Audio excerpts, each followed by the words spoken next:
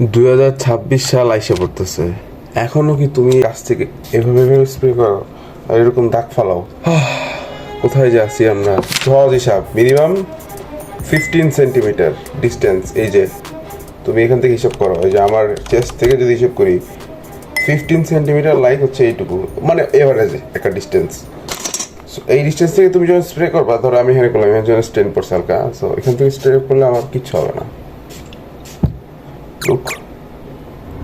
কোনো কিন্তু দাগ নাই। দূর থেকে স্প্রে করার উদ্দেশ্য হইতেছে তোমার ওয়াইডার এরিয়া কভারেজ করার জন্য, যাতে অনেক জায়গায় স্মেলটা যায় এবং বেশি করে লাস্ট করে। এখানে তুমি একটা নির্দিষ্ট সার্টেন পার্টে যদি মারো এভাবে, তোমার এই জায়গায় থেকে যাবে এবং এটা তোমার এক কাপড় নষ্ট করবে এবং তোমার স্মেলটার পূর্ণাঙ্গ যে ফ্যাসিলিটিস পাওয়ার কথা ওইটা পাবা না। সো ইয়া, নেক্সট টাইম থেকে তুমি এগুলো মাথায় রাখবা।